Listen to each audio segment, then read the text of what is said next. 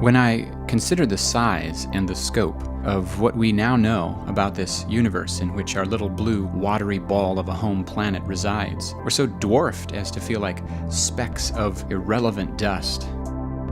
Most of the time we give ourselves to useless endeavors, jostling for rank and creature comforts, hanging our resentments and anxieties on supposedly important ideological conflicts to hide from the reality that we are not, in ourselves, at peace.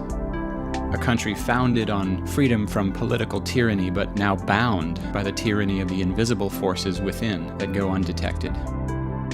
But there are moments when we withdraw from the charade. Maybe it's when we look up at the stars, or out at the ocean, or the sunrise, or the light in someone's eyes when they smile, and we have a moment of unity with the deeper grain of the universe. Scripture says that everything cries holy. Everything expresses the glory of God. Sometimes we take the time to unplug our brains from the neural links to the network that relentlessly feeds our neurosis and actually be here, present. Sometimes we take the time to feel the wonder of the miracles all around us. We take time to notice that everything cries holy.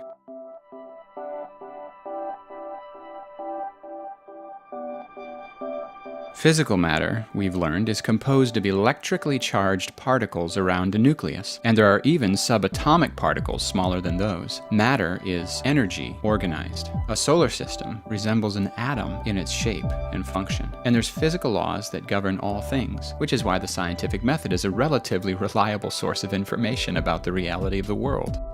In computer programming, the language is binary, ones and zeros, and all digital life is governed by the basic building blocks of the interrelationships of the ones and zeros. In ancient Hellenistic thought, the underlying structure that causes all things to hold together was called the logos. The logos was a deep organizing structure that everything was, in some sense, composed by. The Stoics felt that our human task was to become aligned with the logos. They weren't wrong. But they didn't think that logos was personal, or vulnerable, or kind. They didn't think of logos as love. It was more like pure reason. The fourth gospel begins by saying, "In the beginning was the Logos, and the Logos was with God." With God. In other words, in direct relationship to God. Not cold, not lifeless, not impersonal, but personal. And then John goes even further, and he says the Logos was God. Now that word God, being so difficult to define that our common conceptions usually invite rejection, because no matter how hard we try, our concepts, our pictures of God are like fat crayon drawings that don't do the reality justice. And sometimes our thoughts of God are little more than inaccurate caricatures of people we know, written large. And one of the most important things about us is what we think about when we think about God. And what I want to say here is that whatever we think of when we think of God is nowhere near good enough. Here's an example. Job. Job was faithful. He lived with sincerity, he lived with integrity, he loved God, and he walked his talk. He loved people well. But when he finally encountered God, he left that encounter saying, okay, I thought I understood who you were, but now I see that what I know is like next to nothing. You are amazing. I am overwhelmed and undone. So yeah, God.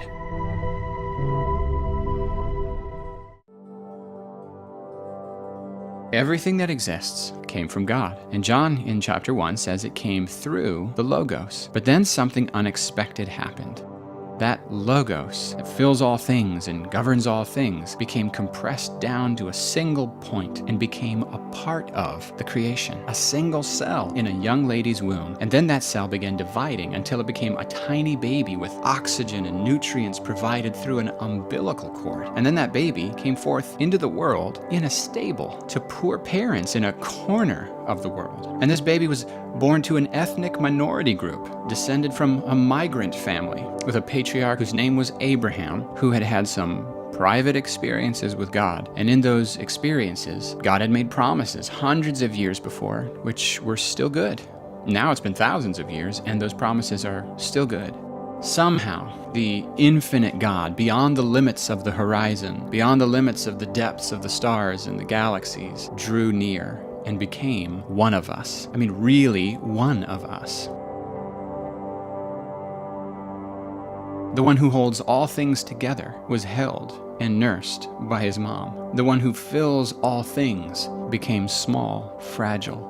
The all-powerful one was carefully protected from Herod's murderous intentions by his anxious parents who fled as refugees to Egypt. The unchangeable one grew and learned and became wiser, and I imagine Joseph marking his height and his age on the doorframe. The perfect one, Hebrews says, was made perfect by having suffered, and the one who never slumbers or sleeps fell asleep in the boat with his disciples. The bread of life became hungry after fasting for 40 days, and the one who gives the water of life himself asked the Samaritan woman for a drink. Isaac Watts wrote, "Our God contracted to a span, incomprehensibly made man."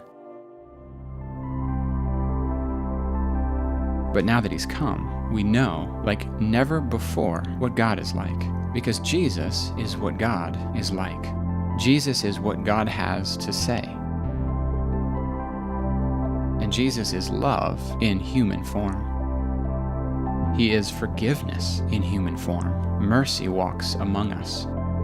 Redemption is closer to the brokenhearted than we think. We've never been alone in the universe, and we never will be.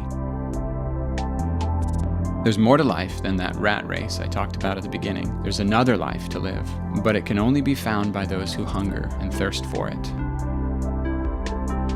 And there's another story being told, but it can only be heard by those who have ears to hear.